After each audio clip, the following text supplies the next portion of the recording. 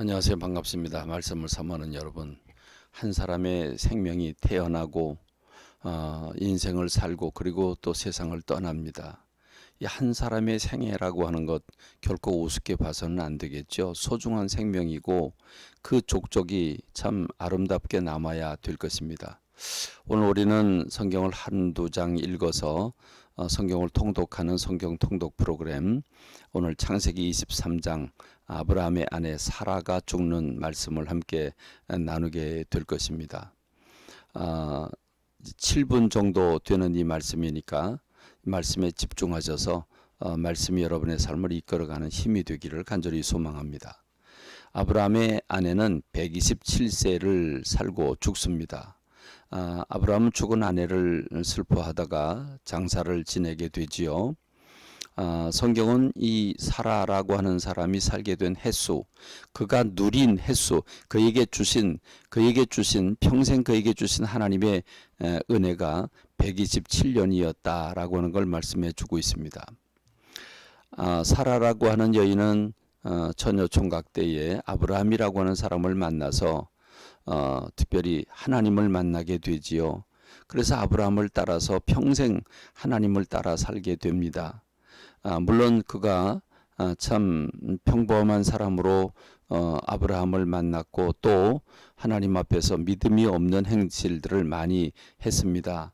하나님께서 그를 통해서 이제 약속의 자식 이삭을 주시려고 한 하나님의 계획이 있지만 그는 그걸 믿지 못했죠. 그래서 자기 몸종인 하갈이라고 한 여인을 첩으로 들여서 아브라함에게 줌으로 말미암아 이스마엘을 낳았습니다. 그렇게 이스마엘을 낳았지만 그를 따뜻하게 사랑해 주었더라면 역사가 어떻게 됐을까 알 수 없는데 시기 질투가 심해서 그를 내쫓았지요. 그렇습니다. 모멸감을 가지고 가지 않았겠습니까? 그 결과가 오늘의 이 이슬람이라고 하는 이슬람이라고 하는 종교가 태어나고 기독교와 석구가 갈등을 겪는 갈등 구조가 됐는데 어쩌면 그 뿌리가 사라가 아닐까 싶습니다. 사라라고 한 여인이 이렇게 인류 역사에 지대한 영향을 미치게 됐는데 한 사람의 영향이 세상에 미치는 그 결과가 얼마나 큰가를 보여주는 놀라운 사건이라고 볼 수 있습니다. 사라는 원래 고귀한 아름다운 공주라고 하는 이름의 뜻을 가지고 있었죠. 근데 하나님께서 그 이름을 열국의 어미로 바꾸십니다.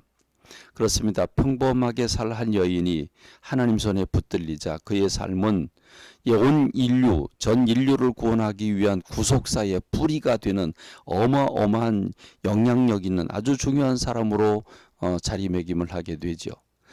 저와 여러분이 하나님 손에 붙들릴 때 이런 놀라운 일들이 일어난다는 사실을 기억하는 저와 여러분 되기를 간절히 소망합니다.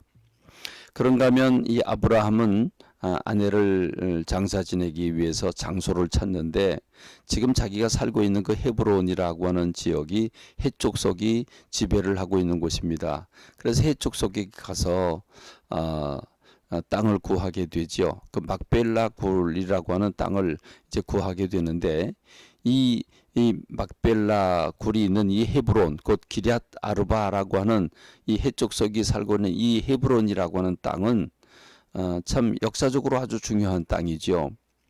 이렇게 아브라함이 공식적으로 돈을 주고 삽니다. 그런데 이 과정에서 에브론이라고 하는 그 땅 임자가 이렇게 얘기를 합니다. 내 주여 그리 마시고 내가 내 동족들이 보는 앞에서 그냥 드릴 테니까 아무 염려하지 말고 저 장사 지내라고 이렇게 얘기하지만 지금 아브라함은 극구 돈을 냅니다. 은 400세겔을 내고 공식적으로 정당하게 구입을 할 뿐만 아니라 문서를 주고받지요.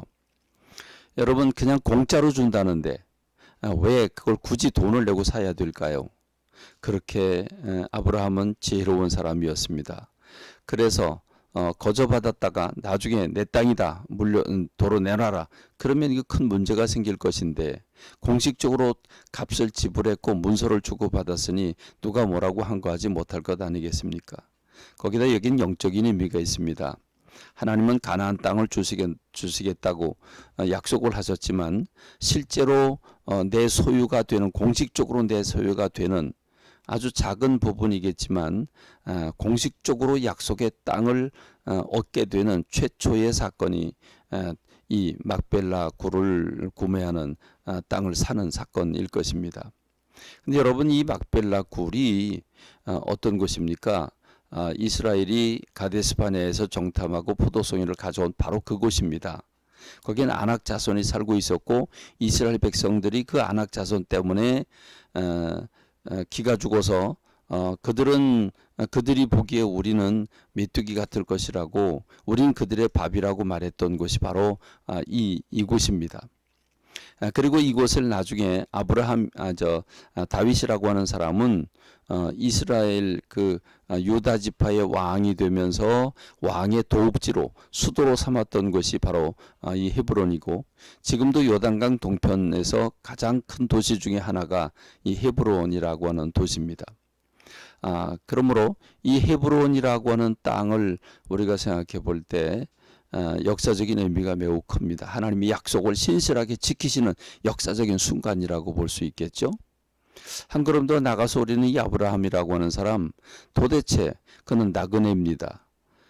해쪽 속을 또 언제 떠날지 모르는 나그네입니다.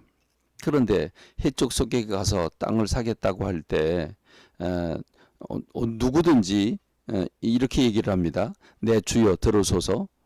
당신은 우리 가운데 있는 하나님이 세우신 지도자입니다.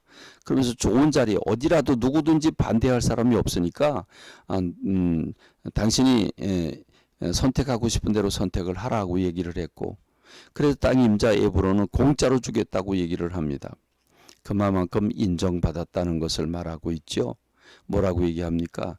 당신은 우리 가운데 있는 하나님이 세우신 지도자이다. 그렇습니다. 아브라함을 통해서 하나님을 보게 된 것입니다. 이것이 성도의 삶입니다. 신약 성경에는 너희가 착한 행실을 통해서 사람들에게 하나님께 영광을 돌리라고 말하고 있는데, 빛이 되고 소금이 되라고 말씀하고 있는 거죠. 아브라함은 하나님의 복의 통로가 되었고 사람들에게 하나님을 알리는 하나님의 얼굴이 되었습니다. 오늘 저와 여러분들이 삶의 현장에 살아갈 때 이 아브라함처럼 하나님의 얼굴이 되어야 될 것입니다. 빛이 되고 소금이 되어야 할 것입니다. 여러분 어떻게 살고 계십니까? 이 사라와 아브라함을 바라보면서 은혜 받는 저와 여러분 되길 간절히 소망합니다. 감사합니다. 말씀을 맺겠습니다.